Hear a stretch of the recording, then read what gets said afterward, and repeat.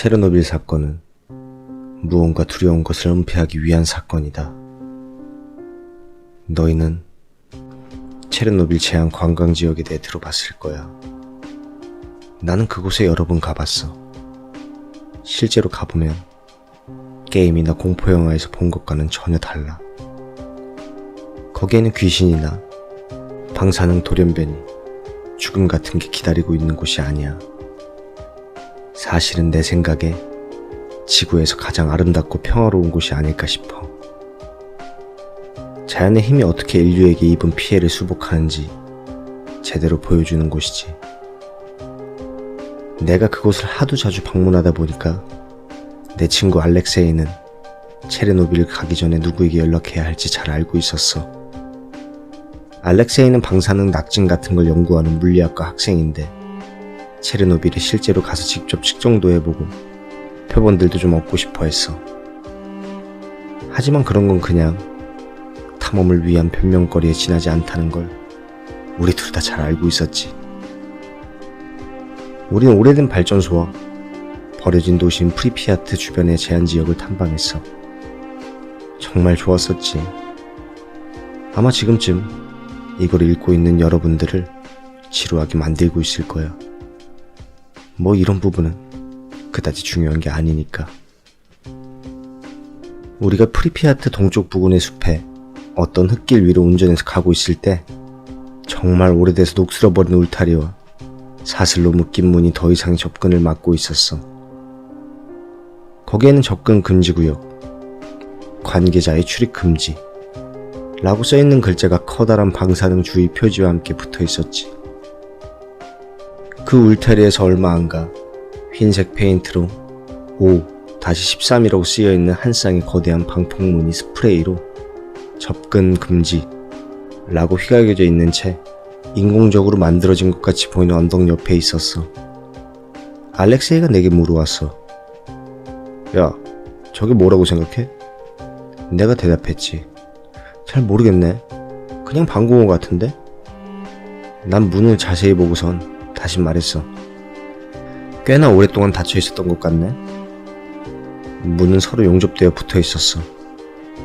알렉세이는 약간의 표본을 채취하고 방사능을 측정했고 우리 둘 다 너무 궁금해서 아직 떠나기엔 이르다고 생각했어. 내가 물어봤지. 우리가 들어가 볼 수 있을 것 같아? 알렉세이는 그 거대한 문을 보고 말했어. 적어도 이쪽에선 못 들어갈 것 같아. 용접이 안 돼 있다고 해도 문을 못 열었을 것 같은데. 내가 말했지. 지하 벙커 같은데?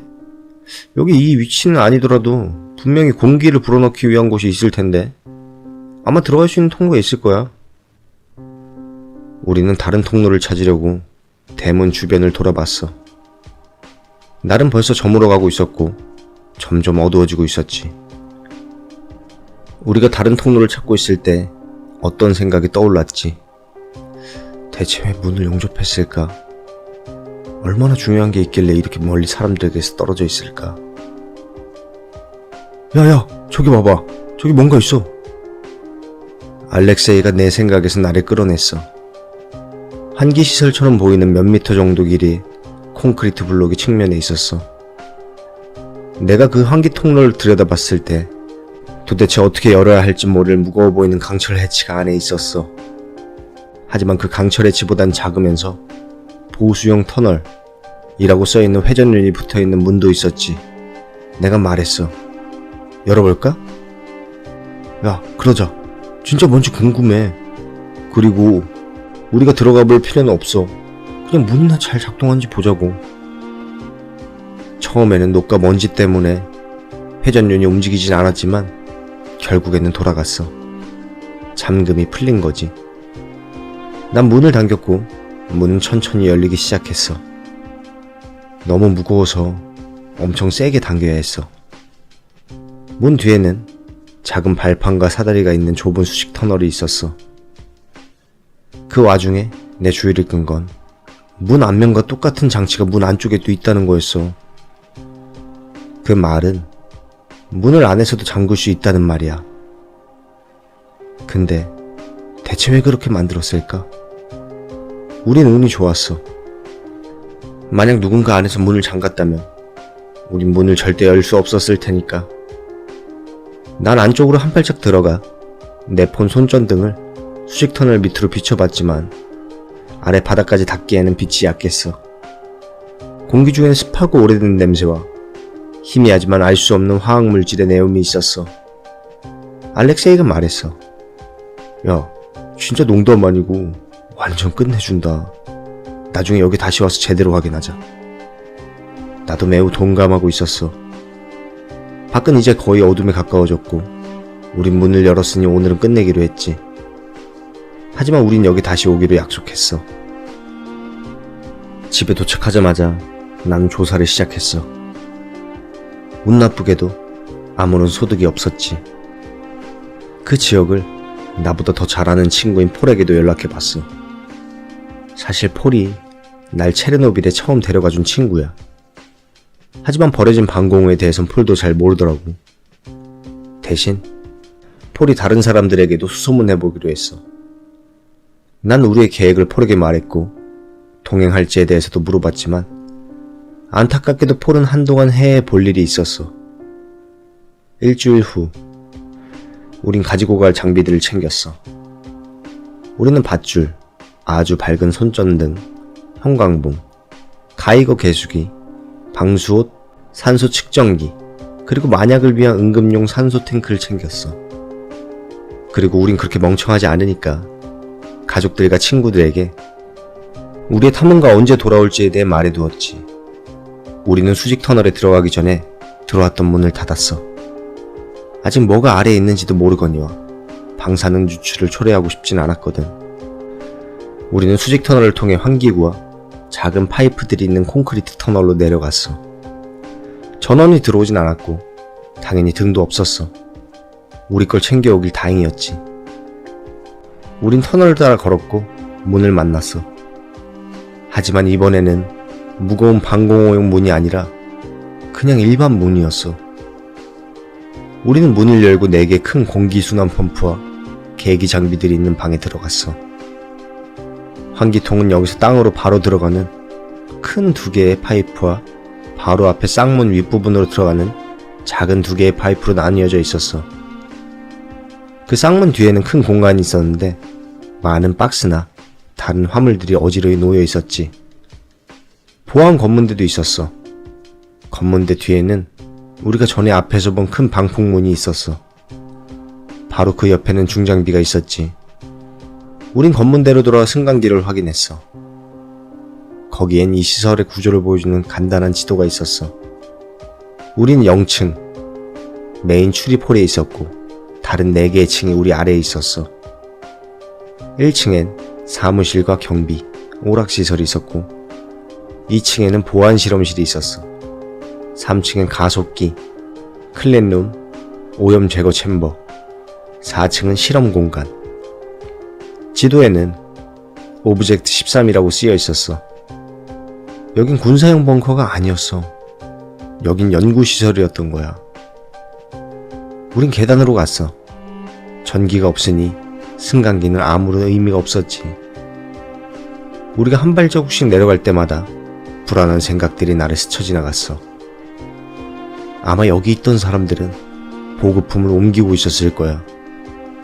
근데 갑자기 보급품들을 그냥 내버려두고 중장비들을 문 앞으로 가져갔어. 사람들은 여기서 나가려고 했던 건가?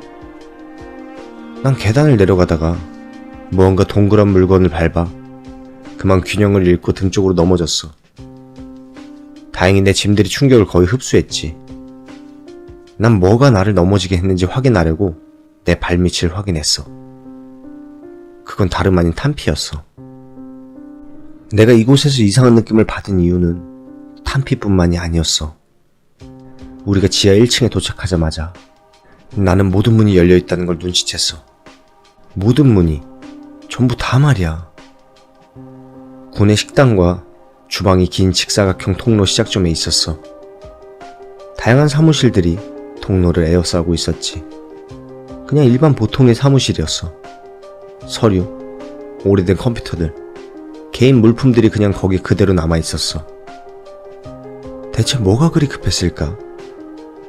알렉세이가 통로 반대편의 구내식당에서 날 불렀어. 야, 드미트리! 내가 구내식당으로 따라 들어가며 외쳤지. 왜?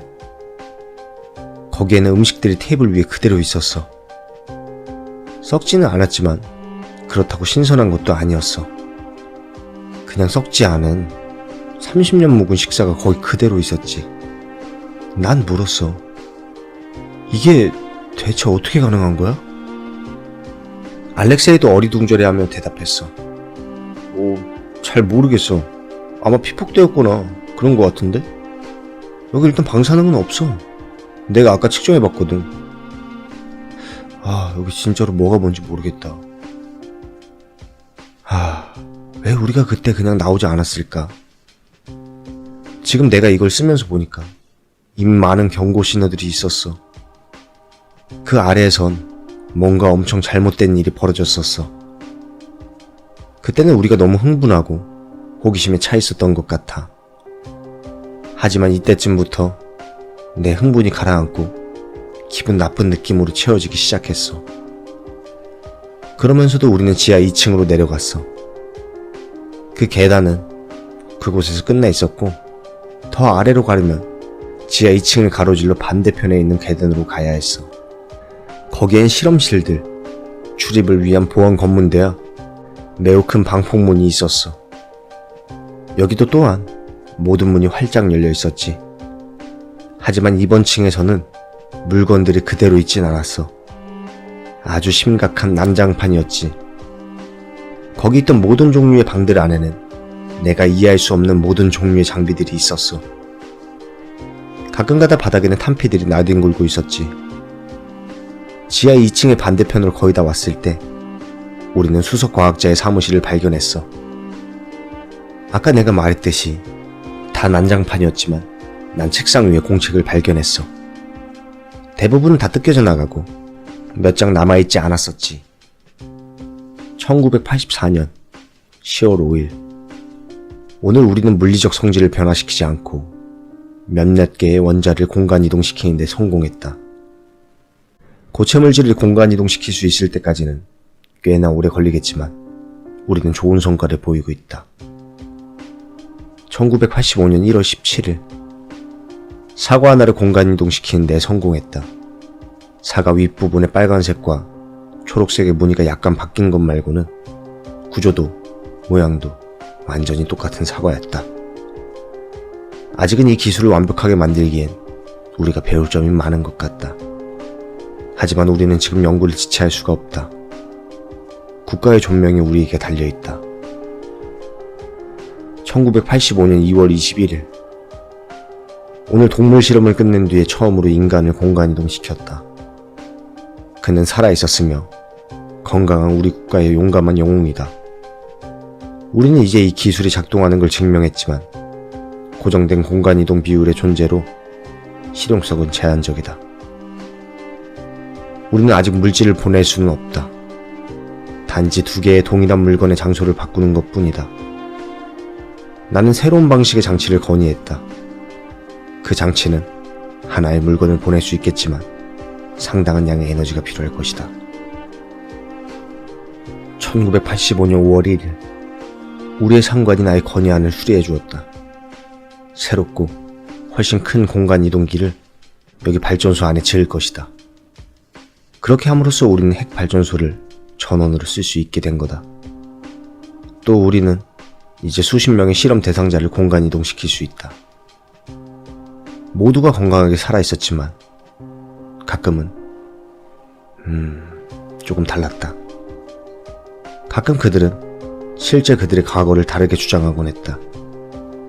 그들은 존재하지 않는 사람들을 알고 있다고 주장했고 더욱이 걱정스러운 건 그들이 알면 안 되는 사람을 알고 있다고 하는 것이다. 28번 실험 대상자는 실험 후 알 수 없는 언어로 말하고 다른 어떤 언어도 이해하지 못하고 있음. 이 문장은 연필로 덧부여 씌어 있었어. 그리고서는 많은 양의 페이지가 찢겨 나가 있었어. 1986년 4월 25일. 우리는 우리의 접근 방식을 바꿀 것이다. 1년이 넘었는데 아직도 공간이동 대칭 오류 제거를 성공하지 못하고 있다. 여전히 대체 무엇이 그것을 유발하는지 모르겠지만 이런 식으로라면 어떠한 진전도 하지 못할 것이다. 오늘은 대신 현실 공간을 서로 연결시켜 볼 생각이다. 우리가 발전소에 건설한 2호기는 아직 새 것이지만 이 실험을 위해 사용할 것이다. 과학의 저편에서 무엇이 우리를 기다리고 있는지 누가 알겠는가. 이 공책의 마지막 페이지에는 한 문장만이 반복해서 쓰여 있을 뿐이었어. 우리가 그것들을 들여보냈다. 우리가 그것들을 들여보냈다. 우리가 그것들을 들여보냈다. 내가 말했어. 야, 알렉세이, 우리 나가야 할 것 같은데? 알렉세이가 대답했지. 야, 와서 이거 좀 봐봐. 난 실험실에서 나와 복도로 돌아갔어. 거기에는 옷들이 온 복도에 널브러져 있었어. 적어도 남은 것들은 말이야. 전부 다 갈기갈기 찢어져 있었어. 시체도 피도 없이 그냥 찢어진 옷들 말이야. 그리고 가끔가다 신발이나 시계가 있었어. 난 고개를 들어 우리 앞에 어두운 복도를 바라봤어. 그리고선 그냥 거기 좀 서 있었어. 그건 잘 모르겠어. 그건 마치 무언가가 옷과 무기, 물질만 빼고 사람들을 다 갈아버리고 깨끗하게 세척해 놓은 것 같았어. 순수하고 본능적인 공포의 물결이 나를 덮쳐왔어. 난 움직일 수가 없었어. 숨도 쉴 수 없었지. 알렉세이가 말했어. 야, 여기서 빨리 나가자. 우리는 돌아섰고 걸어 나갔어. 처음에는 천천히 가다가 점점 속도를 냈지. 우리의 발소리가 이 지하시설에 메아리쳤어. 야, 난 그냥 여기서 빨리 나가고 싶어. 이걸 하지 말았어야 됐어. 알렉세이가 말했어. 난 알렉세이에게 공책에 대해 말하지 않았지만 급작스러운 깨달음과 함께 내 생각은 거기서 멈추었어. 알렉세이의 목소리에는 메아리가 없었어. 우리의 발소리만 메아리치고 있었던 거야. 내 생각엔 알렉세이도 그걸 알아챘을 거야. 왜냐하면 우린 둘 다 멈추고 귀를 기울였거든. 아무것도 없었어. 그저 고요할 뿐이었어. 난 앞으로 한 발짝 나아갔어. 타박, 타박. 또 한 발짝. 타박, 타박. 우리 앞에는 문이 있었고 나는 테스트를 해봐야 했어. 문을 지나갈 때 문을 닫고 나서 내가 찾은 유리 커버를 문 앞에 두었어. 한 발짝 앞으로 갔어. 정막이 흘렀지. 그냥 메아리가 울렸던 거라고 생각했어. 우린 처음에는 조심스럽게 걸어나갔고 다시 속도를 내 뛰기 시작했어. 우리는 코너를 돌았고 마침내 일이 벌어졌어. 쨍그랑하고 유리가 부서졌어. 누군가가 아니면 무언가가 문을 연 거야. 우린 손전등을 제외한 장비를 다 버리고 우리가 뛸 수 있는 한 가장 빠른 속도로 뛰기 시작했어. 난 내가 그렇게 빨리 뛸 수 있는지도 몰랐어. 난 언제나 상남자가 되려고 노력했지만 내 인생에서 이것보다 두려웠던 적은 없었어. 우리의 발자국은 더 이상 메아리치지 않았지.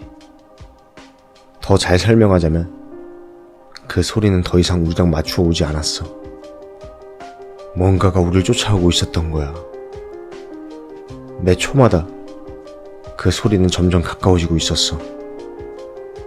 우리가 보안 검문대에 다다르자마자 우리는 문을 닫기 시작했어. 녹슨 문의 경첩은 삐걱대며 저항했지만 우린 젖먹던 힘까지 써서 당겼지. 우리가 문을 거의 다 닫았을 때 우리는 큰 소리에 컥컥대는 부자연스러운 우르렁거림을 들었어. 문은 쾅 하고 닫혔고 난 회전율을 잠김으로 돌렸어. 내 심장이 엄청 쿵쾅거려서 난 내 심장 소리를 들을 수 있었어. 아니 잠깐, 그건 내 심장 소리가 아니었어. 그 소리는 그것이 잠긴 방폭문을 내리치는 소리였어. 우리는 다시 미친 듯이 달리기 시작했어. 우리는 계단에 도착하자마자 한 번에 2칸, 3칸씩 계단을 뛰어 올라가기 시작했지. 우린 마침내 공기순환 펌프실에 도착했어. 나는 완전히 질겁한 상태였는데도 사다리를 올라가는 건 정말 우리 기진맥진하게 만들더라고. 타 올라왔을 땐 한 발짝만 더 가면 기절할 것 같았지. 어쨌든 우린 그걸 저 아래에 가둔 거야. 알렉세이는 퉁 소리와 함께 등을 큰 수직 환기통에 기댔어. 퉁, 퉁, 퉁. 젠장.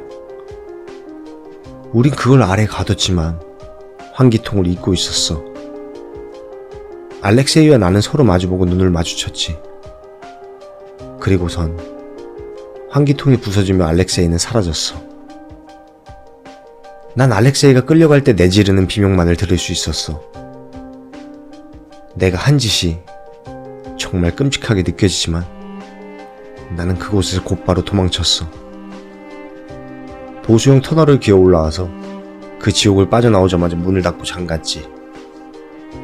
내 핸드폰의 전파를 잡자마자 수많은 부재중 전화와 문자 메시지가 도착하기 시작했어.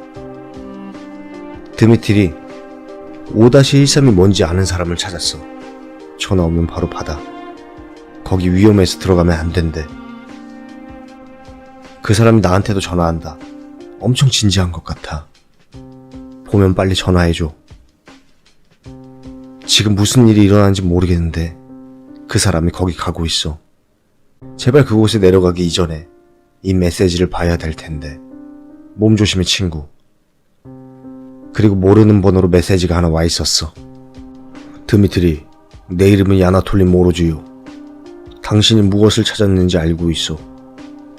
지금 키예프에서 출발했어. 절대 그곳에 들어가지 마시오.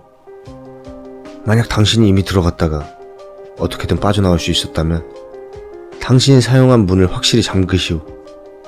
아무튼 이동 중 연락하겠소. 그래서 지금 나는 이걸 쓰면서 야나톨리를 기다리고 있어.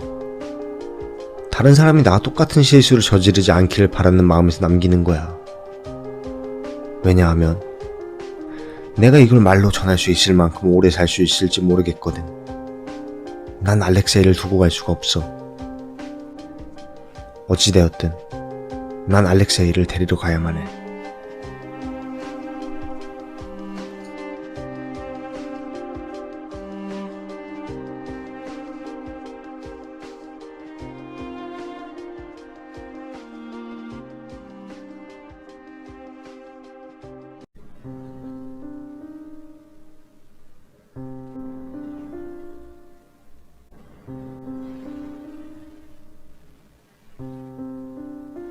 잠시 후에 모르즈가 도착했어. 모르즈는 무슨 일이 벌어졌는지 설명을 마친 나에게 소리를 질러댔어. 이 엿같은 대학생 자식들! 울타리에 써있는 표지가 뭐라던가? 접근 금지! 저기에는 뭐라고 써있는지 보이나? 그는 큰 방폭문에 휘갈겨진 글씨들을 가리키며 말했어. 접근 금지! 우리가 당신처럼 할 일 없어서 저걸 써놓은 것 같던가? 너같이 할 일 없는 놈들은 항상 쓸데없이 쏘다녀. 그리고 이딴 짓거리를 만들어 놓지. 그는 한숨을 내쉬었어. 자, 이제 네 그 멋진 생각이 무슨 일을 벌였는지 잘 봐봐. 어? 모르즈가 오자마자 한 일은 보수용 터널이 잘 잠겨있는지 확인하는 거였어. 도착해서 나한테 말도 안 걸고는 바로 그쪽으로 뛰어가서 잘 닫혀있는지 확인했었어. 모르즈는 한 50대 중반 정도 되어 보이는 그냥 보통의 평범한 아저씨였어. 다른 사람들은 더 나이 들어 보인다고 할지도 모르겠어. 저 여기는 뭐 하는 데죠?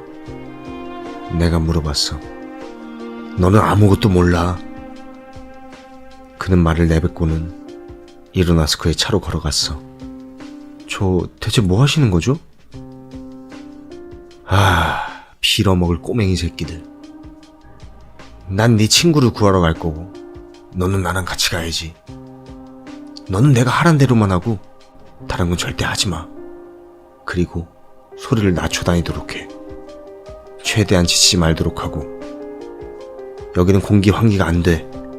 산소를 다 써서 결국엔 질식할 테니까 넌 이제부터 이 줄로 나랑 항상 연결되어 있을 거야. 그는 작은 자동 원치를 들어 보였어. 내가 내 라이트를 끄면 너도 똑같이 끄고 움직이지도 마.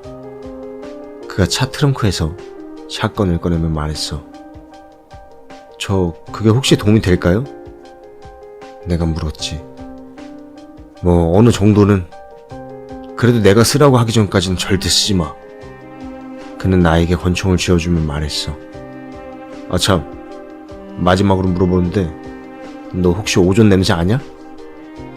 그는 물었고 난 고개를 끄덕였어. 좋아, 오존 냄새가 나면 뛰어. 그냥 나한테 다른 거 물어보지 말고 무조건 뛰어. 알겠어? 나는 그가 커다란 자물쇠로 문을 안쪽에서부터 사슬로 잠그는 걸 보고 이게 정말 좋은 생각인지에 대해 고민하기 시작했어. 모르즈는 문을 잠그고 있는 광경을 쳐다보는 나를 눈치채곤 말했어. 이 방법만이 그것들을 빠져나가지 못하게 할 수 있어. 이건 당연히 좋은 생각이 아니었어. 내가 한 생각 중 최악이었지. 다시 말하자면 난 이 자물쇠가 다시 열리는 걸 볼 수나 있을지에 대해 고뇌하고 있었어. 큰 딸깍 소리와 함께 자물쇠가 잠긴 걸 보며 내가 물었어. 저기 모르즈 씨, 저도 열쇠가 하나 있어야 될 것 같은데. 거참 미안하고 하나밖에 없어. 하지만 걱정하지 마. 내가 항상 옆에 있을 테니까. 연결된 줄을 미끄러지듯 만지며 그가 대답했어. 우리가 보수형 터널을 걸어갈 때 우리를 서로 잇는 줄은 늘어들었다가 줄어들었다가 했어. 그건 나에게 어느 정도 안정감을 줬어. 적어도 따로 떨어져서 길을 잃어버릴 염려는 없었지. 우리가 들고 가는 기름통 안의 경위도 출렁거리며 뭔가 리듬이라 할 만한 걸 만들었어. 우리의 첫 목적지는 메인 출입홀 옆에 발전기실이었어. 발전기가 천천히 도는 동안 덜덜 떨리며 웅웅거렸어. 혹시 그걸 보았나? 모로즈가 물어왔어. 뭘요? 이게 완전히 켜지기 전까진 대화할 시간이 조금 있거든. 네 친구가 끌려갈 때 무엇이 끌고 갔는지 봤냐고. 아니요. 대체 여긴 뭐 하는 데죠? 내가 다시 한번 물어봤어. 그는 잠시 허공을 응시하더니 한숨을 쉬며 설명했어. 여기는 50년대에는 군수 창고로 쓰이다가 70년대 후반 연구시설로 개조되었어. 만약 뭔가를 대놓고 하기에 너무 괴상하면 다 여기서 연구했었거든. 어떤 것은 정말 말도 안 되게 미친 것도 있었지. 그러다가 그들은 순간이동에 대해 프로젝트를 진행한 거야. 그 프로젝트를 위해서 이 시설을 반 이상 개조하기까지 했거든. 그러다 이 모든 게 다 시궁창으로 빠져버렸지. 대체 모로즈 씨는 이런 걸 어떻게 알고 계시죠? 나는 물었어. 사실 말이야, 나는 여기서 일했었어. 그러면 대체 그것들은 뭐죠? 그것들은... 그는 말을 하려다 말았어. 나는 사실 잘 모르겠어. 난 그냥 조수였을 뿐이었거든. 그럼 이걸 아는 다른 사람이 있나요? 이젠 아무도 없지. 이걸 아는 사람들은 어쨌든 여기를 떠나지 못했다고 해두자. 그럼 아저씨는 어떻게 나오신 거죠? 덜컥 소리와 함께 엔진 클러치가 걸리며 드디어 발전기가 제대로 작동하기 시작했어. 나는 여기를 탈출했던 게 아니야. 그날 병가를 썼을 뿐이지. 천장의 등이 잠시 동안 켜졌다가 차단기의 퍽소리와 함께 다시 꺼졌어. 저건 상관없어. 어차피 등을 위해 쓸 전력은 없으니까. 전력은 다른 데서 필요할 거야. 아마 너도 나중에 다 이해할 거다. 모로즈 씨가 말했지. 여기서 무슨 일이 벌어졌든, 여기서 뭐가 사람들을 죽였든, 아니면 어떻게 이곳이 체르노빌 사고가 이어지든 간에 모로즈는 이곳에 없었어. 모로즈는 병가를 쓴 거였어. 이 아저씨는 젠장 그냥 병가를 썼다니까. 따라와 꼬맹이. 가자. 우리는 아까 나와 알렉세이가 도망칠 때 잠궜던 실험실 보안 검색대에 도착했어. 야, 잊지 마라. 이제부터 최대한 조용히 있어. 모로즈는 그 말을 하고선 천천히 문을 열었어. 놀랍게도 문을 열자마자 눈부신 빛이 우리 시야를 가렸어. 뭔가가 우리를 비추고 있었어. 내 눈이 밝은 빛에 적응하는 동안 난 약간의 뒷걸음질을 쳤고 그제서야 그 밝은 빛의 출처를 알 수 있었어. 알렉세이의 손전등이었어. 내가 그걸 주우러 다가갔지만 모르지는 팔로 재빠르게 날 제지하고선 우리 앞에 어두컴컴한 통로를 가리켰어. 잠시 동안 우리는 거기 조용히 서 있었어. 그러다 난 멀리서 들려온 어떤 소리를 느꼈어. 모르지는 즉시 그의 헤드램프를 끄고 나에게도 끄라는 손짓을 하며 구석으로 웅크렸어. 나도 모르지를 따라 웅크리며 내 손전등을 껐지만 우리는 환히 노출되어 있었어. 알렉세이의 손전등이 아직 켜져 있어서 방 전체를 밝히고 있었지. 모르지는 나지막 욕을 내뱉고는 빠르게 손전등을 짚었어. 그리고는 어둠이 찾아왔어. 완벽하게 깜깜한 어둠이. 사람들은 흔히 감각을 하나 잃은 상황에서 엄청난 압박을 받으며 다른 감각이 그 빈자리를 메꾸기 위해 굉장히 예민해진다고 말하지. 그건 사실이었어. 아니면 그게 그저 가까이 다가오고 있었던 건지도 모르지. 어쨌든 그건 상관없었어. 나는 뭔가가 털푸덕거리며 땅바닥에 부딪히는 소리, 그 이후에 비정상적인 발자국 소리를 들었어. 흔히 사람들이 신발 신고 걸을 때 들릴 만한 소리가 아니었지. 그런 소리보다는 맨발이 닿는 것 같았어. 콘크리트와 맨살이 부딪히는 소리 말이야. 그리고 그 소리는 가까워지고 있었어.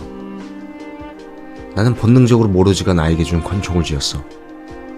제발 이걸 쓰는 일이 없었으면 하길 바라면서 말이야. 이젠 너무 가까이 있어서 그게 천천히 들이쉬는 거친 숨소리도 들을 수 있었어.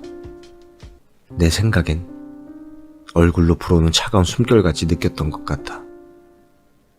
들이쉬고 내쉬면서 들숨, 그 다음 날숨. 난 그게 얼마나 가까이 있는지 생각하고 싶지가 않았어. 그러다가 유리와 플라스틱이 부서지는 소리가 우리가 들어왔던 방향의 벽에서 들려왔어. 우리 옆에 있던 게 뭐였던 간에 우리 옆에 있던 그것도 그쪽 방향으로 사라졌어. 그게 사라졌다는 느낌이 들었고 난 안전한 느낌을 받았어. 그 순간 손이 나를 더듬어왔어. 난 진짜 소리를 지르며 펄쩍 뛰를 지경까지 갔었지만 그 손이 재빨리 내 입을 틀어막았어. 또 다른 한 손은 내가 가지고 있던 권총을 감싸주었어. 나다. 천천히 따라와. 내 귀에 속삭이는 목소리를 들었어. 우린 옆에 방으로 들어갔고 뒤에서 문이 조용히 닫히는 소리를 들을 수 있었어. 우리는 잠시 기다렸다가 손전등을 다시 켰어. 아우씨, 다시는 그런 짓 하지 마세요. 내가 말했어. 하지만 모로즈는 내 말을 듣고 있지 않았어. 모로즈는 방 저편 바닥에 있는 몇 방울의 끈끈하고 까만 액체를 쳐다보고 있었어. 잠깐, 저게 뭐예요? 피야. 아니면 적어도 전에는 피였던 거다. 모로즈는 자국을 따라가며 대답했어. 우린 자국을 따라가며 방 몇 개를 통과했고 넓은 화학 실험실까지 왔어. 실험실 바닥에는 어떤 물체가 검은색의 웅덩이 속에 있었어. 그건 알렉세이의 칼이었어. 그리고 약간의 빨간 액체도 주변에 있었지. 난 그 빨간 액체가 뭔지는 대번에 알 수 있었어. 선혈이었어. 핏자국은 검은 액체가 있는 반대쪽으로 이어지고 있었어. 저 모르지? 이 핏자국 좀 보세요. 알렉세이는 도망쳐 나온 것 같아요. 나는 소곤소곤 얘기했어. 어이, 그건 말도 안 되는 소리야. 우리가 네 친구를 찾으려면 지하 4층으로 가야 되거든. 모로즈는 떨어져 있는 칼을 힐끗 보곤 마치 아무것도 못 본 것처럼 행동했어. 아니 이거 보라니까요. 이건 알렉세이의 칼이라고요. 분명 여기서 몸싸움을 벌이곤 알렉세이는 도망쳤을걸요? 난 핏자국이 가는 방향을 가리키며 말했어. 이 정도면 좀 많이 다친 것 같은데요. 그래, 그게 바로 우리가 시간을 낭비하지 않을 또 하나의 이유가 되겠구만. 어쨌든 빨리 가자고. 모로즈는 다시 중앙 통로 쪽으로 걸어가기 시작했어. 나는 남아서 알렉세이를 찾고 싶었지만 모로즈와 연결된 줄이 날 잡아 끌었지. 그래서 난 어쩔 수 없이 모로즈를 따라갔어. 물론 처음에는 말이야. 저기 모로즈 씨, 무슨 일이 일어나고 있는지 설명 좀 해주세요. 어떻게 알렉세이가 여기 없다는 걸 확신해요? 왜냐면 나는 아니까. 그냥 좀 닥쳐. 더 이상 말싸움을 할 시간 없어. 어? 우린 더 이상 속삭이고 있지 않았어. 전 당신이 어떻게 그렇게 확신한지 말해주기 전까지는 여기서 한 발짝도 움직이지 않을 겁니다. 난 고집을 부렸지. 왜냐면 걔는 죽었으니까. 응? 걔는 죽었다고. 네? 하지만 당신이 그냥 닥치고 빨리 가자고. 여기는 우리가 머물 만한 곳이 아니야. 빨리 지하 4층으로 가야 된다고. 모로즈가 내 말을 끊었어. 아니, 난 처음에는 모로즈를 믿었어. 왜냐면 모로즈만이 나와 알렉세이를 도울 수 있었으니까. 알렉세이를 구하는 거, 그거 하나만이 내가 여기 온 이유야. 난 내가 얼마나 멍청했는지, 무슨 일에 엮인 건지 깨달았어. 모로즈는 그가 처음에 말한 대로 날 도우러 온 것도 아니었고 알렉세이를 구하러 온 것도 아니었어. 난 연결된 줄을 풀기 시작했어. 너 대체 지금 뭐 하는 거냐? 어? 모로즈가 소리를 높이며 말했어. 난 빠져나갈 겁니다. 자물쇠 키 주세요 그냥. 난 말했지. 아니, 난 그렇게 할 수 없어. 약간 격양된 목소리로 모로즈가 대답했어. 어쨌든 난 선택권이 없었어. 그래서 그에게 권총을 겨누었지. 키 주시죠. 난 다시 한번 요구했어. 하, 웃기는 꼬맹이 새끼. 내가 너한테 진짜 총을 줬을 것 같냐? 넌 아무데도 못 가. 모로즈는 나에게 샷건을 겨누며 말했어. 그리고 난 방아쇠를 당겼지만 덜컥거리는 소리만 날 뿐이었어. 망할. 내가 왜 여기 있어야 되죠? 당신 친구나 뭐 상사 같은 사람들을 부르시지. 왜 여기서 당신 나한테 총을 겨누고 있냐고요. 일단 우리가 더 이상 같은 목적을 가지고 있는 게 아니라고 해두자. 하지만 틀림없이 그 사람들은 지금 오고 있을 거다. 총 말고 시멘트 포대를 들고 말이야. 그 사람들은 여기를 완전히 봉쇄해버릴 거야. 우리가 여기 갇혀버리기 전에 빠져나가려면 우린 지금 잽싸게 행동해야 돼, 이 녀석아. 왜 그냥 절 놓아주지 않는 거죠? 난 내 목소리가 떨리는 걸 느끼며 물었어. 왜냐하면 이건 두 사람이 해야 하는 일이거든. 이건 너나 나, 네 친구보다 더 중요한 일이라고 임마. 난 더 이상 반문할 수 없었어. 어쩌면 그의 말이 맞는지도 모르지. 하지만 난 이런 걸 더 이상 할 수가 없었어. 게다가 아무것도 이해할 수 없었어. 대체 뭐 하는 분이시죠? 하지만 모로즈를 쳐다보던 내 초점은 곧 움직였어. 뭔가가 내 시야에 들어왔어. 모로즈의 바로 뒤에서 움직임이 있었어. 그건 말 그대로 괴생물체였어. 괴생물체가 천장을 기어 우리 쪽으로 오고 있었어. 그것의 몸은 언뜻 사람처럼 보였지만 그것의 창백한 피부는 얇은 뼈 위에 팽팽하게 당겨져 있었어. 아까 봤던 것과 같은 새까만 액체로 차있는 정맥은 피부에 비쳐 보였어. 머리카락이나 털이란 건 없었고 코나 귀가 있어야 할 자리에는 구멍만이 있었어. 그것의 눈은 새빨갛게 충혈된 채로 허공을 쳐다보고 있었어. 아까는 잘 빠져나왔었지만 우리의 말싸움이 다시 불러온 거야. 이젠 도망치기엔 늦었어. 모로즈는 내 시선을 눈치챘지만 충분히 빠르지 못했어. 그 괴물은 그에게 뛰어들었고 그와 동시에 모로즈는 뒤로 돌아 발포했지만 총알은 빗나갔고 그것은 모로즈를 땅바닥에 엎어뜨렸어. 그 좁은 공간에서 총성 귀가 멀 정도였어. 내 귀는 삐 소리로 울려댔고 내 시야는 총구의 성광으로 약간 가려졌어. 그런 혼란 속에서 모로즈와 내가 아직 연결되어 있다는 사실을 잊은 채 난 뒤돌아서 뛰었어. 자동 원치가 끝까지 풀어지고서는 턱하고 걸리며 멈춰버렸어. 달려가는 날 멈춰 세우고 땅에 넘어지게 만들었지. 난 뒤돌아보았고 그것이 날 보고 있지 않다는 걸 알았어. 모로즈는 땅에 엎어져 있었어.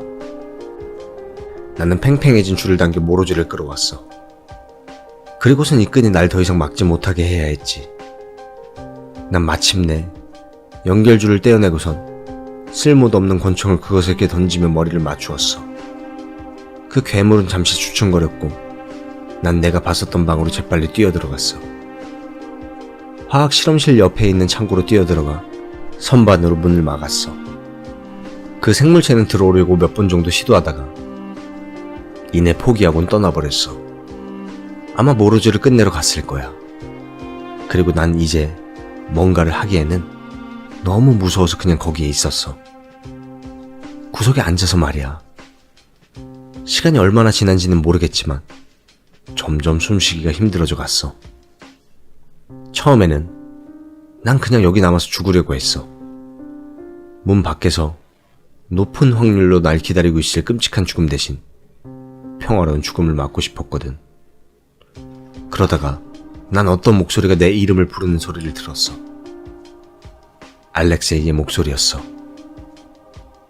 야, 알렉세이, 정말 너야? 내가 대답했어. 진짜 다행이다. 난 여기서 죽는 줄 알았어. 다시 와줬구나. 알렉세이가 대답했지. 난 반가운 마음에 문을 열러 갔다가 곧 생각을 바꿨어. 알렉세이, 어떻게 날 찾았지? 내가 물었어. 나도 숨어 있었어. 근데 그러다가 총소리를 들어서 여기에 온 거야. 드미트리, 제발 빨리 나와. 우린 여기서 빠져나가야 돼, 빨리. 나는 다시 바닥에 앉았어. 아마 이 목소리는 알렉세이가 맞을 거야. 근데 만약에, 아주 만약이라도 아니면 어쩌지? 난 밖에 있는 저것이 알렉세이가 아닐 경우를 내 눈으로 직접 보고 싶지가 않았어. 아니야. 그 아저씨는 네가 이미 죽었다고 했어. 난 핏자국도 봤었다고. 너는 알렉세이가 아니야. 그럴 리가 없어. 뭐라고? 그게 무슨 말을 하는 거야, 드미트리. 그 무리 중에 하나가 날 제대로 공격했지만 난 분명히 살아있어. 드미트리, 그냥 거기서 나가서 여기 탈출하자니까. 알렉세이는 애원했지. 난 결정했어. 문을 열지 않을 거라고. 하지만 알렉세이가 한 말을 듣고 나선 난 또 한 번 마음을 바꿨어. 야, 드미트리, 그때 그 체리나무 기억나? 난 네가 다시 와줄 줄 알았어. 우린 어렸을 때 그 큰 체리나무에서 자주 놀았잖아. 우린 어렸을 때 그 큰 체리나무에서 자주 놀았었어. 항상 그 나무를 타고 놀았었지. 그런데 어느 날 내가 가장 높이 올라가는 사람이 이기는 게임을 생각해낸 거야. 난 거의 끝까지 올라갔었지만 그제서야 이 게임 아이디어가 얼마나 안 좋은 아이디어였는지 깨달았었어. 내가 올라서 있던 가지는 너무 얇았고 내 체중으로도 언제든지 부러질 수 있는 상태였던 거야. 하지만 알렉세이는 게임에 지고 싶지 않았었고 나보다 더 높이 올라가려고 했었지. 그러다가 알렉세이가 올라있던 가지가 부러지고 알렉세이는 추락했었어. 정말 다행히도 알렉세이는 낙엽더미 위로 떨어져서 다리만 부러지고 살 수 있었지. 만약 땅에 떨어졌으면 알렉세이는 죽었을 거야. 그리고 그건 내 잘못이었어. 난 거의 그를 죽게 만들었었어. 그 멍청한 게임으로 말이야. 우리는 무슨 일이 벌어졌던 건지 아무에게도 말 안 하기로 했었어. 우리 둘 다 혼날까봐 무서웠거든. 하지만 그때부터 난 알렉세이에게 그 일로 죄책감을 가지고 있었어. 만약 진짜 알렉세이가 아니라면 체리나무 사건에 대해 알 리가 없었거든.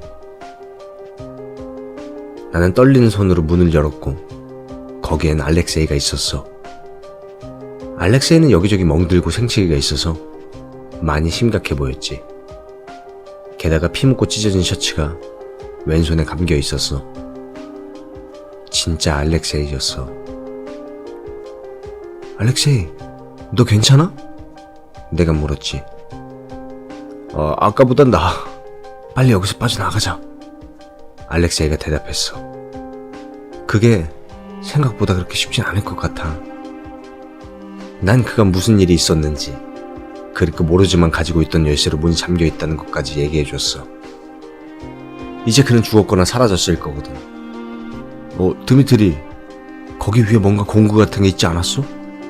사슬을 자를 만한 게 거기 있을 거야. 알렉세이가 말했어. 그리고 우리 둘 다 그 작전에 동의했지. 모르주의 열쇠를 찾는 것보다는 나으니까 말이야. 우린 모르주의 피와 그 괴생물체의 피가 묻어있는 샷건을 찾았고 바로 안전한 느낌을 받을 수 있었어. 우리는 이전에 우리가 버리고 갔던 배낭들도 다시 주웠지. 운 좋게도 우리의 모든 장비는 아직 잘 있었어. 조심스럽게 메인 출입홀로 걸어 올라갔지만 무언가가 우리를 보고 있다는 느낌을 지울 수 없었어. 우린 중앙문 옆에 오래된 톱과 줄칼을 찾았어. 우리가 가져갈 수 있는 만큼 챙겼지만 우린 혼자가 아니었어. 이 시설의 거주민들이 행동을 시작한 거야. 빼빼 마른 생물체 중 하나가 계단참에서 기어내려왔어. 난 그것을 겨누고 바로 쐈지. 그건 천장에서 떨어지더니 죽어가는 벌레처럼 바들바들 떨었어. 하지만 그건 그리 대단한 일이 아니었어. 왜냐하면 그것들은 하나가 아니었으니까 말이야. 또 하나가 기어 나왔어. 그리고 또 하나가. 그리고 또 다른 하나가. 우린 공기 펌프실로 뛰어들어가서 문 손잡이 사이를 큰 톱으로 빗장질러 막았어. 우린 빠르게 작업했지. 저것들이 이걸 여는 게 시간 문제라는 걸 알고 있었거든. 아니면 환풍구를 통해서 올 수도 있었어. 알렉세이는 손이 다쳐 샷건을 쏠 수 없었어. 대신 내가 환풍구에서 뭔가 나오면 바로 쏠 준비가 된 상태에서 어무를 하는 동안 알렉세이는 사슬을 자르는 걸 막기로 했지. 어떻게든 일은 진행됐지만 너무 느렸어. 너무너무 느렸어. 알렉세이가 고작 몇 밀리미터를 자르는 동안 문은 이미 부서지기 직전처럼 보였어. 그것들은 온 힘을 다해 문을 쾅쾅 부셔대고 있었어. 난 경첩이 점점 흔들리는 걸 보고 있었어. 그러다가 그것들은 멈췄어. 난 그것들이 도망치는 소리를 들었어. 난 내 코를 찌른 날카로운 냄새에 기침을 해댔어. 아우씨, 젠장. 이게 대체 무슨 냄새야? 알렉세이가 물었어. 그리고 내가 대답했지. 오존 냄새야.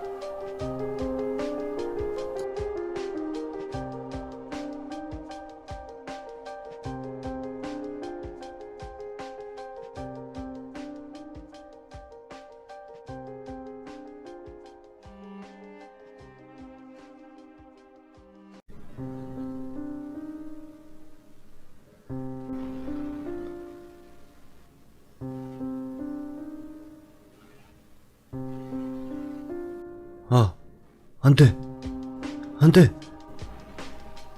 난 불안하게 읊조렸어. 난 그 냄새가 우리가 처음 이 방공호에 들어왔을 때 느꼈던 냄새와 비슷했다는 걸 알아차렸어. 그저 지금이 훨씬 더 강한 향일 뿐이었지. 내 가이거 개수기가 똑딱거리기 시작했어. 야, 무슨 일이야? 알렉세이가 말했어. 그 아저씨, 모로즈 씨가 말해줬었어. 이 냄새가 나면 바로 뛰라고 했었거든. 내가 말을 끝내자마자 문은 거대한 쿵소리와 함께 살짝 휘어지며 공기 중으로 먼지를 날려보냈어. 도망칠 곳이 없었어. 한쪽에는 무거운 철문이 있었고 다른 한쪽에는 신분만이 뭔지 알만한 것이 있었어. 난 여기서 대체 어떻게 살아나가야 할지 알 수가 없었어. 하지만 다행히도 알렉세이는 알고 있었지. 야, 드미트리, 너 아직 밧줄 가지고 있지? 알렉세이가 물어봤어. 우린 지체 없이 밧줄을 펌프 중 하나에 묶었어. 공포로 덜덜 떠는 손으로 밧줄을 묶는 건 처음에는 쉽지 않은 일이었어. 하지만 곧 방 안에 두 번째 쿵 소리가 메아리 쳤어. 문의 볼트 중 하나가 튕겨나갔어. 싸한 느낌이 내 척추를 타고 퍼져 내려갔어. 그러다 갑자기 난 딱 하나의 목적을 가질 수 있었어. 매듭을 묶는다는 것. 다른 건 더 이상 내 안중에 없었어. 밧줄을 다 묶고 나서 우린 이전에 알렉세이가 끌려 들어갔었던 부서진 환풍 통로 아래로 밧줄을 내렸어. 그리고 밧줄을 타고 미끄러져 내려가기 시작했지.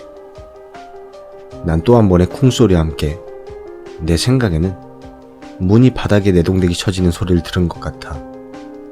그것은 이제 안에 들어왔어. 난 더 빨리 미끄러져 내려갔지만 밧줄이 내 손을 스치며 화상을 입히기 시작했어.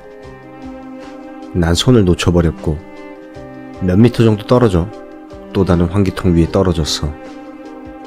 환기통은 부서졌고 어떤 복도로 추락했어. 알렉세이는 내 위에 떨어졌지. 우리가 다시 두 발로 일어서기까지는 약간의 시간이 걸렸어.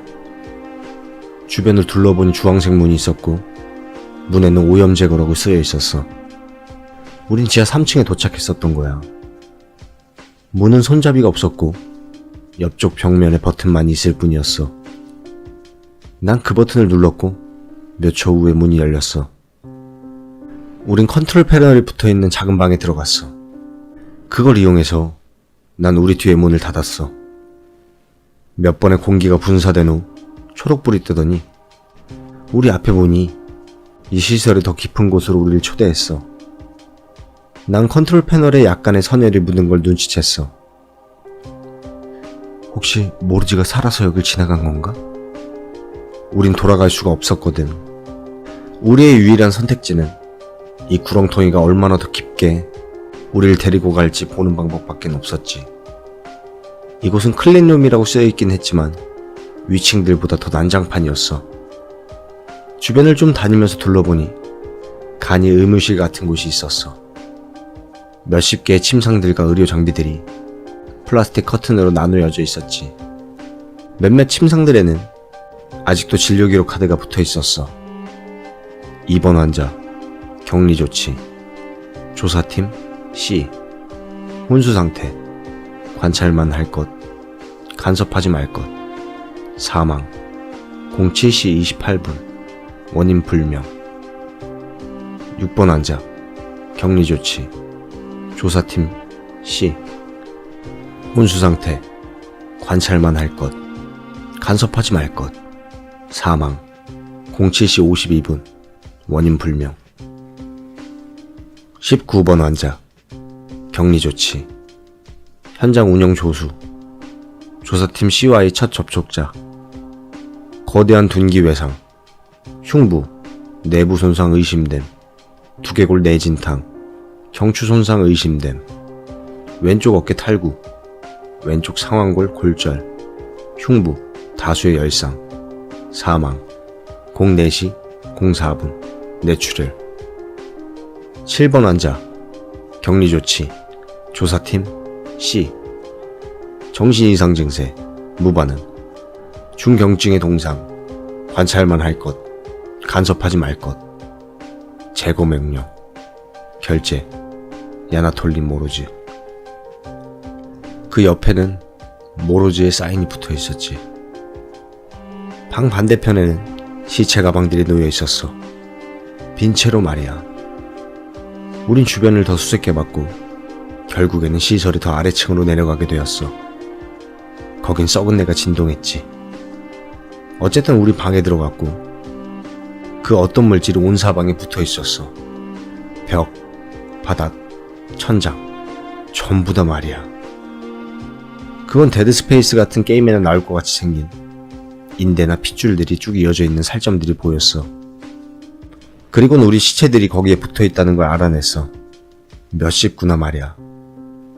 거미줄에 엉켜 죽어있는 곤충들처럼 엉겨져 있었어. 야, 전에 있던 방으로 돌아가야 할 것 같아. 알렉스가 불안해하며 말했어. 우린 그곳에서 돌아 나왔지만 우리가 왔던 통로 방향에서 전해가 움직이는 소리를 들었어. 그 직후 그것들 중 하나가 내 손전등에 비추고 있는 비단으로 기어들어왔어. 그건 거기서 초점 없는 눈으로 우리를 쳐다보며 그저 가만히 있었지. 그리고는 갑자기 우리 쪽으로 덮쳐왔어. 그것은 땅바닥에 엎어지며 죽었어. 샷건의 탄피도 함께 바닥에 떨어졌지. 난 멀리서부터 더 많은 그것들의 무리가 우리 쪽으로 오는 소리를 들었어. 그래서 우린 시설의 더 깊은 곳으로 뛰쳐들어갔지. 도망치며 몇 방 더 발사했지만 곧 탄약이 바닥났어. 우리 앞에는 물에 잠긴 길고 어두운 터널이 있었어. 그것들은 거의 우리를 따라잡았어.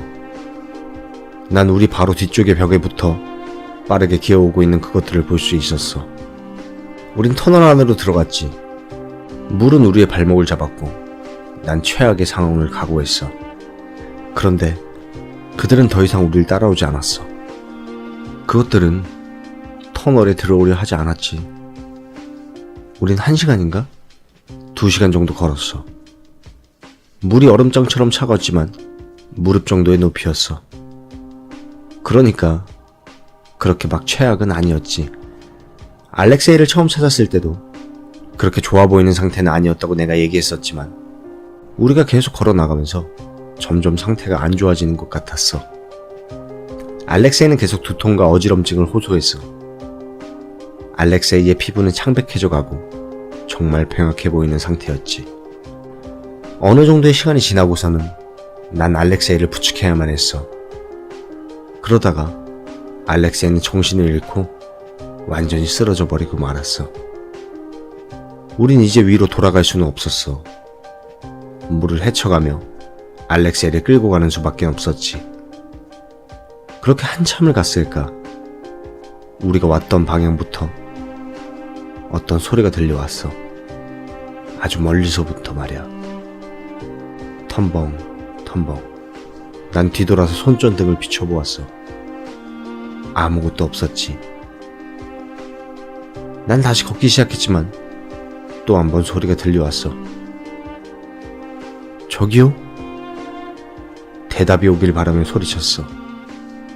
어쩌면 모르지가 여기 있을까? 아니면 그것들이 지금껏 우리를 따라왔던 건가? 어쨌든 아무 소리도 없었어. 난 두려움에 내 발걸음을 재촉했지만 무릎 깊이의 물속에서 또 다른 한 사람을 끌고 가는 건 결코 쉽지만은 않은 일이었어. 소리가 또다시 들렸어. 그 소리는 점점 가까워지는 것도 멀어지는 것도 아니었어. 그냥 거기 있었지. 그때쯤 난 끝에 다다랐어. 터널은 거대한 강철문으로 봉쇄되어 있었고 그걸 열 만한 눈에 띄는 방법도 없었어. 막다른 길이 나왔지. 난 움직임을 멈추고 귀를 기울였어. 그 소리, 그건 그냥 물이 첨벙거리는 소리가 아니었어. 그건 뭔가 마치 누군가가, 아니 무언가가 물을 헤집는 소리였어. 난 공황 상태가 되어 내 앞에 강철문을 두드리기 시작했어. 도움을 부르짖으며 말이야. 난 더 이상 갈 곳이 없었거든. 그 소리는 점점 더 가까워져 왔어. 이내 물결이 보이기 시작했지. 그건 이제 엄청 가까이에 있었어. 난 천천히 고개를 돌려 내 뒤에 터널을 바라봤어. 아무것도 없었고 아무 소리도 나지 않았어. 그저 고요함과 어둠뿐이었지. 그러다가 낯익은 향이 내 코를 찔렀어. 오존. 그래, 오존 냄새야. 그 순간 내 뒤에 금속이 움직이는 소리가 들리며 문이 열렸어. 어이, 드미트리? 낯익은 소리가 날 불렀어.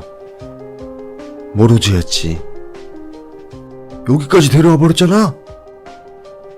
모로즈는 나와 알렉세이를 끌어당기고는 그가 할 수 있는 한 가장 빨리 문을 닫았어.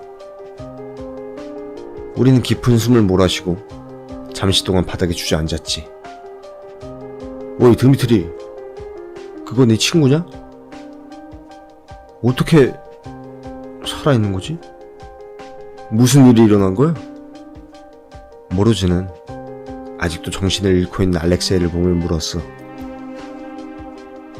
잘 모르겠어요. 그나저나 아저씨는 괜찮은 거예요? 모로즈 씨의 오른쪽 눈을 지나는 큰 상처를 보며 난 되물었어. 그래, 샤시가 너한테는 하나도 안 고맙다. 모로즈 씨가 대답했어. 모로즈는 알렉세이의 팔에 감겨있는 임시붕대를 보곤 그걸 바로 풀어헤쳤어. 알렉세이의 팔엔 보통의 상처가 있는 게 아니었어. 물린 자국이 있었지. 이거... 모로즈 씨는 자국을 가리키며 말했어. 어이, 드미트리, 잠시 뒤로 물러서라.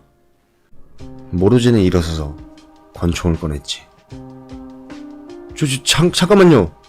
안 돼요, 잠깐. 적어도 무슨 일이 일어나고 있는지는 말 좀 해줘요. 안타깝지만 이 아이는 몇 분 안에 죽을 거다. 이건 일을 편하게 하기 위해서 하는 거란다. 이 친구에게도 이게 더 나은 방법이고 우리에게도 이렇게 하는 게 훨씬 안전할 거란다. 뭐라고요? 제발 잠깐만요. 난 애원했어. 모로즈 씨는 나와 알렉세이를 번갈아 바라보곤 잠시 생각에 빠졌어. 난 모로즈 씨가 총을 총집에 다시 넣는 걸 보고 안도했지. 그래, 알았다. 이게 이 친구를 좀 도와줄 거다. 모로즈 씨는 주사기가 담긴 케이스를 그의 가방에서 찾아 꺼내며 얘기했어. 투명한 액체가 반절 정도만 들어있는 주사기는 비교적 최근에 사용한 것처럼 보였어. 모로즈 씨는 나머지를 알렉세이에게 주사했어. 뭐 어차피 나에겐 이제 필요 없으니까. 모로즈 씨가 말했어. 모로즈 씨, 그게 무슨 말이에요? 됐고, 따라와. 걔도 데리고 오고 싶으면 데려와. 나는 그 친구 안 도와줄 거니까. 드미트리, 이때쯤이면 30년 전 일어난 사고가 이 방공호와 연관이 있다는 사실 정도는 알아차렸겠지? 모로즈는 앞으로 나아가며 설명을 시작했어. 처음 우리가 순간이동 실험에 사용한 기계는 그리 강력하지 못했고 신뢰도도 낮았단다. 우린 이 프로젝트가 생각만큼 쉽지 않을 거라는 걸 알아냈지. 우리는 그냥 어떤 물체 하나를 다른 장소로 보내고 있는 게 아니었어. 여러 개의 평행 세계들을 걸쳐 움직이고 있는 거였어. 하지만 이건 제약이 있었단다. 우리는 단지 두 개의 다른 현실에서 두 개의 동일한 장소 사이에 동일한 질량을 가진 두 개의 물체를 교환할 수만 있었다. 그래서 연구팀은 핵 발전소로 전원을 공급함으로써 현실과 현실 사이에 어느 위치로든 이동하는 것을 목표로 이곳에 새로운 장치를 만들었지. 어쨌든 우린 새로운 평행세계들을 탐험하기 시작했어. 독일군이 승리한 2차 세계대전의 세계, 서로를 완전히 파괴하는 세계, 심지어 아예 생명이 진화하지 못한 세계까지. 그러다가 누군가가 아이디어를 냈지. 만약 평행세계가 이렇게 있다면 그 사이에는 무엇이 있을까? 알 수 있는 방법은 하나밖에 없었어. 그리고 모든 게 잘못됐지. 내가 평소에 누누이 말하는 건데 우리는 좀 현재 가진 것에 만족하며 살 줄을 알아야 돼. 그러나 우리 인류는 항상 조금 더를 원하지. 안 그래? 우리는 통로 세계라고 연구팀이 명명한 세계에 접근하려고 했단다. 하지만 우리가 기계를 작동시키자 어떠한 일이 일어났어. 이게 계속 열려있는 거야. 우리 장치와는 독립된 채 자기 자신을 유지하는 포탈이 생성돼 버린 거란다. 아무튼 그래서 우린 조사팀을 보냈어. 그들은 몇 분 후에 돌아왔고 온갖 이상한 것을 보고했어. 그곳이 어떤 이상한 느낌으로 채워져 있었는지, 시간과 공간 자체가 이상하게 느껴졌다는지, 심지어 몇몇은 서로 다른 장소에 있는 자기 자신을 봤다고까지 했어. 조사팀들은 그 어떤 처벌이나 협박에도 다시 들어가려고 하지 않았지. 우린 두 번째 조사팀을 보냈지. 이번에는 아예 돌아오지 않았어. 그래서 우리는 그들을 찾기 위해 세 번째 팀을 보냈단다. 그들은 결국 돌아왔지만 무언가가 이상했어. 그들의 정신은 마치 지워진 것 같았다. 난 내가 쌓았던 개생물체들의 공허한 눈을 떠올렸어. 그들이 돌아온 직후 폭발적인 에너지가 포탈을 통해 핵 반응로로 역류에 들어갔어. 하지만 그게 끝이 아니었지. 아, 그리고 당신은 병가를 써서 이걸 다 알고 있다는 거죠? 내가 물었어. 난 그 일이 일어날 때 시설의 다른 장소에 있었단다. 사람들이 나에게 와서 뭔가가 우리의 세계에 들어왔다고 보고하는 데를 잊을 수가 없어. 그게 뭐였나요? 내가 물었어. 나도 잘 모르겠다. 아무도 몰라. 우리가 지금 봐온 것과는 다를 거야. 그리고 그건 여기 있던 모두를 거의 다 죽였어. 그냥 죽인 게 아니야. 사람들에게 뭔가를 한 거지. 너도 봤을 거다. 어쨌든 다 왔다. 우린 컴퓨터와 다양한 조종관들, 그리고 각종 화면들로 가득 들어 차있는 조종실에 들어갔어. 모르지는 방풍문을 하나 더 닫고 조종실을 봉쇄했어. 데미트리, 우리는 포탈을 닫아야만 한다. 전에도 시도는 해봤지만 저것들이 그렇게 할 수 있게 두질 않았거든. 그것들은 지금 어디 있다는 거죠? 난 네가 이 시설에서 살아 돌아왔다는 말을 전해 듣자마자 뭔가 이상하다는 걸 느꼈거든. 여기는 원래 그것들로 가득 차 있었어. 적어도 아직 하나는 이곳에 남아 있었어. 오존 냄새가 났지 않냐? 하지만 몇 년 전까지만 해도 아무도 지하 1층에서 살아나갈 수가 없었거든. 하지만 지금 우린 여기까지 왔고 대체 어떻게 된 건지 나도 모르겠어. 그 점이 날 무섭게 하는구나. 뭔가가 이상해. 내가 너에게 너무 많은 걸 바라는 건 알지만 우린 포탈 안에 들어가서 이걸 설치해야 한다. 모로즈는 그의 배낭을 뒤집어 여러가지 전선이나 코일 같은 부품들이 굉장히 많이 달려있는 조잡한 장치를 꺼냈어. 이 장치를 가지고 하나는 저쪽 세계에 두고 온 뒤 나머지 한쪽을 우리 쪽에 놔야 해. 이게 제대로만 작동된다면 포탈을 붕괴시킬 수 있을 거다. 세 번째로 조사하러 갔던 팀에게 일어났던 일이 우리에게 일어나지 않을 거라는 건 어떻게 아시죠? 내가 물었어. 바로 그게 문제다. 나도 몰라. 하지만 이거 하나는 말해줄 수 있단다. 정부가 체르노빌 사고 이후에 핵 반응로에 콘크리트를 부어서 다 막아버린 거 알고 있지? 그건 반응로를 봉인하려고 한 게 아니었어. 그건 이 시설을 봉쇄시켜서 이 안에 있는 게 못 빠져나오게 하려는 거야. 그리고 몇 년 전에는 우리가 가장 두려워했던 일이 일어났지. 바깥에서 봤던 그 단단한 벽이 부서지기 시작한 거야. 그것들은 빠져나오려고 하고 있었어. 그래서 너도 알다시피 최근에 다시 그 위에 경납고를 지었지. 하지만 언제까지 그럴 수 있을 것 같냐? 언젠가는 한 번은 꼭 실패할 거고 그것들은 빠져나올 거야. 이 기회가 이걸 끝낼 수 있는 마지막 기회일지도 몰라. 대체 내가 무슨 일이 휘말린 거지? 하고 생각했어. 난 그냥 잘못된 타이밍에 잘못된 장소에 있던 아무 사람이야. 하지만 모로즈는 우리 세 개의 운명이 마치 나 하나에 달려있다는 듯이 얘기하고 있었지. 모로즈가 맞을지도 몰랐어. 어떠한 기묘한 우연이 우릴 여기로 데려왔던 간에 이건 나와 모로즈만이 할 수 있는 일인지 몰라. 알겠어요. 한번 해보죠. 내가 말했어. 우린 개조된 우주복같이 보이는 걸 입고서 우리의 장치만 들고 기계 속으로 들어갔어. 우리는 복잡한 기계로 가득 찬 돔 모양의 챔버 안에 들어와 있었어. 챔버의 중앙에는 흰색의 구체가 있었고 구체 바로 위로는 검은색의 속이 텅 비어있는 기둥이 균열과 잔해를 뚫고 나가 있었어. 우린 강철 레일에 몸을 끈으로 이었고 모로즈가 먼저 구체를 향해 나아가더니 순식간에 사라졌어. 약간의 망설임 끝에 나도 따라가게 됐어. 난 내가 설명할 수 없는 어떤 장소에 있었어.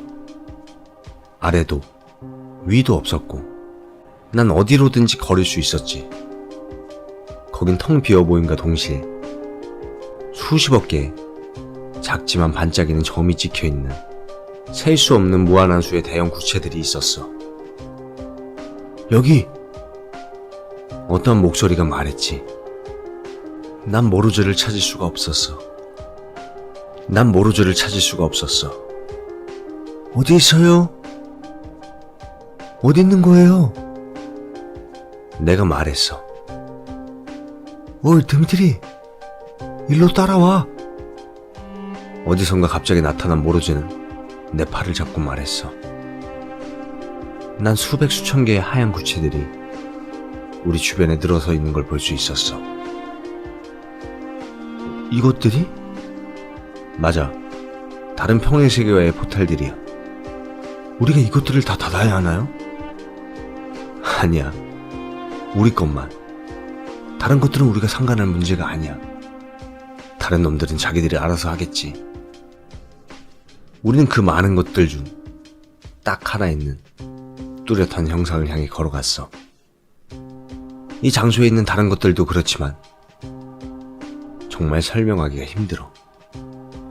그 형상은 마치 프랙탈 같이 보였는데 똑같은 모양 위에 똑같은 모양이 또 반복, 그리고 또 반복되고 있었어.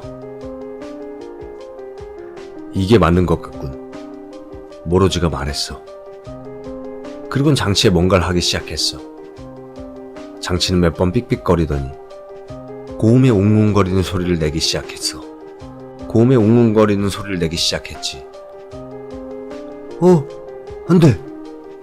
안 돼, 이러면 안 되는데? 모로즈가 말했어. 무슨 일이에요? 드미트리, 잘 들어. 넌 이제 장치 나머지 부분을 가지고 돌아가야 돼. 네가 그 세계로 돌아가면 이 스위치를 내리고 작동할 때까지 이 버튼을 눌러. 아무래도 나는 여기 남아야 할 것 같다. 난 내 쪽에 장치를 들고 전선이 풀려나오는 걸 보았어. 나갈 때 열쇠는 어떡하죠? 난 물었지. 아쉽지만 열쇠는 없어. 뭐라고요? 근데 당신이... 이건 원래 계획이 아니잖아요. 처음부터 이게 원래 내 계획이었어. 난 이제 더 이상 위험을 모로즈가 말을 끝내기도 전에 내 시야 한 구석에서 뭔가 움직였어. 이런 젠장. 쳐다보지 말고 빨리 가. 어서 뛰라고. 모로즈 씨가 외쳤어. 그리고 난 그대로 따랐지. 난 눈을 거의 감다시피 하고 우리 원래 포탈 속의 강철 레일과 이어진 줄을 따라가며 뛰었어. 난 포탈을 통과하고 바닥에 장치를 놓고선 스위치를 바로 켰지. 장치는 아까와 비슷한 고음을 내기 시작했어. 난 버튼을 눌렀고 한 1초나 2초간 아무 일도 없었어. 그러다 갑자기 장치가 귀가 찢어질 듯한 소리와 함께 한 줄기 강렬한 빛과 열을 내다가는 그대로 사라졌어. 잘려진 전선과 연결선이 원래 포탈에 있었던 자리에 덩그러니 있었어. 그동안 알렉세이는 정신을 차리고 있었어. 전보다는 훨씬 나아 보였지.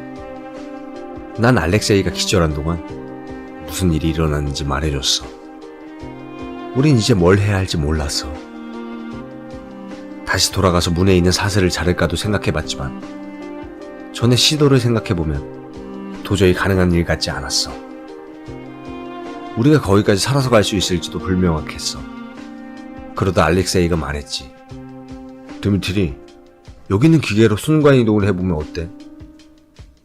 어떻게 조정하는지 알아내는 것만도 몇 시간이 걸렸지. 기계들은 굉장히 손상되어 있었어. 원자력 반응로는 뭐 당연한 말도 안 되는 선택지였고, 위층에 있는 발전기가 간단한 위치 변경 정도는 버텨줄 수 있어 보였어. 그리고 기계에 이 말이 쓰여져 있었지. 이제 우리가 해야 할 일은 도착지 벡터를 넣는 일이었어. 그때 익숙한 똑딱 소리와 함께 오존의 냄새가 흘러들어왔어. 쾅 소리가 방을 흔들며 조종실 문에 큰 찌그러짐을 남겼어. 젠장할, 또야. 난 소리쳤어. 알아낸 것 같아. 여기 벡터들이 씌여있어.